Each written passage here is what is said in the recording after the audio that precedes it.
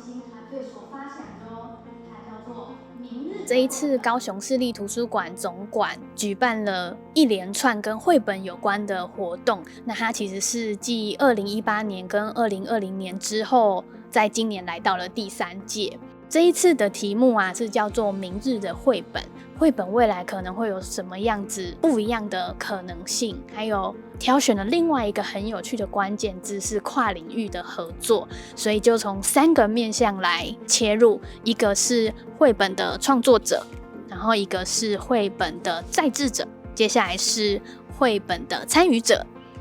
我们第一场的题目是在讲绘本的再制者。一本绘本它的出版跟推广，其实背后需要很多的工作才可以完成，所以李宇珊老师因为过去在出版社工作的关系，跟吉米老师认识了，所以后来他们就展开了合作。一般卡通品牌的对象还是比较以儿童市场为主，所以我们一开始我们的品牌 TA 我们是抓18到35岁。他们也有跟公共艺术做结合，甚至还有跑去日本去参加艺术季，然后跟当地的居民一起完成艺术品。插画可以有这么多不同的变化，可以有机会跟各个国家的专业工作者合作。那在这些过程里面呢，持续的精进自己，再用新的方式带到读者的面前。它可以发展成一个品牌，让更多人看见，就是觉得好像做这件事情很值得，很有价值。它是可以被传播到更远的地方，能够让创作者作品实际的去跟当地的人互动，然后甚至这些居民也都有参与。我觉得看那个分享，我就觉得蛮感动。对，我觉得这应该就是创作者会非常希望自己的创作能够做到的事。我相信一个好的作品，它深入的部分应该已经进入了整个国家文化的底蕴跟底层，然后进入每一个人的生活真正需要被开创出来的这些美感。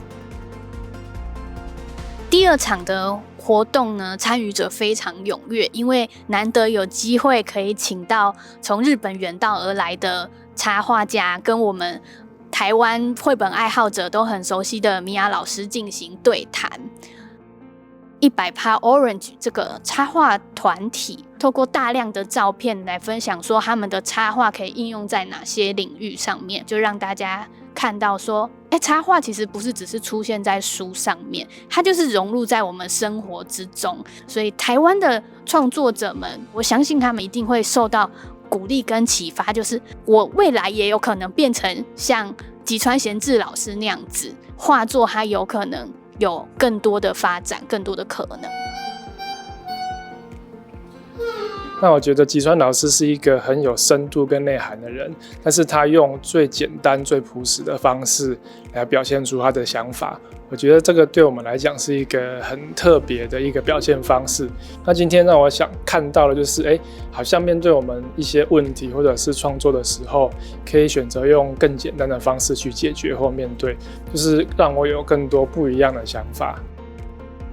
在台湾的出版的感觉跟日本的出版的状况又感觉非常不一样，因为像日本就会有类似福音馆或者是他们的绘本的管道，所以对于台湾的创作者来说，可以了解就是日本的这些状况，对我们来说是非常的有意义的。比如说台湾可能比较会觉得有一种特定的框架，然后好像大家会比较买单，可在日本比如说像是长新太田岛真三，在他们身上都可以看到一种日本他们就是很狂放，然后很幽默，然后不知道为什么但就是很着迷的那种魔力，我觉得很吸引人。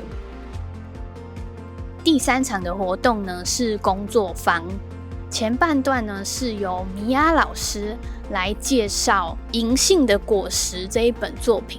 它特别的地方在于，宫泽贤治他是被誉为日本的安徒生，就是所有的日本人一定都听过的创作者。但是他的作品发表距离现在其实已经超过100年了。那插画家要怎么来表现一个这么久以前创作的童话故事？所以就从这个地方切入，来让大家看见说，精彩的文本它是不会受时间所淘汰的。那插画家他也用自己的方式来替故事做诠释。这次还蛮开心，就是它有开放亲子工作坊的部分，然后我就可以带我的孩子一起来参加，然后可以看到绘本的创作者出现在面前，然后对孩子来说，其实也是一件非常兴奋的事情。我觉得不管小朋友对这个工作坊一开始的想法是有兴趣也好，担心也好，我觉得就是在跟绘本还有作家做一个连结。我们是2个不同文化的人，可是我们可以共享这些故事，共享这些艺术，然後大家喜歡這些東西的心都是一樣的。外国でお話しするのが初めてだったので、うまくいくかすごく心配していました。ただ一緒にお話ししたミヤさんがすごく絵本を理解していただいてて、それを知ることでどんどん言葉が出てきて、うまく話せたと思います。その時はでも台湾の方とお話しすること自体そんなになくて、観光地見たりしてるだけだから、こんなに深くお話できたことがすごく嬉しいです。第4场我们活动主题是绘本的参与者赖嘉玲老师，他这一场讲座其实是从他自己的个人生命经验出发，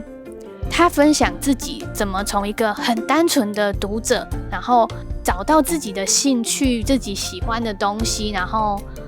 铺成一条属于你自己的道路。其实大家都是很热情的，只要愿意踏出那一步，什么时候开始都不会嫌晚。绘本沙龙呢，除了他邀请的对象都很厉害之外，都做了很多的功课，然后会从很多的层面下去呢，跟读者或者甚至来听讲座的人来做一些互动。那我们不是只是认识一个绘本作家或是绘本的一些事情而已，而是我们在这里面，我们可以寻找到说，我们透过这个绘本沙龙跟我们自己的连结，还有我们对于绘本之后我们可以做一些事情的一些感动跟行动。我觉得有这个图书馆的空间，而且是专门给绘本，我就觉得有这个空间可以去让有兴趣的人去跨入到绘本的这个世界的话，是很棒的一件事情。不管是创作者还是任何的对这个有兴趣的人，绘本它真的不是只是拿在手上的一本书，然后看完故事就结束了，还有很多不同的发展的可能。那我们借由这些讲座的启发，有点像打开大家的开关，大家就会在心里，原来还可以这样。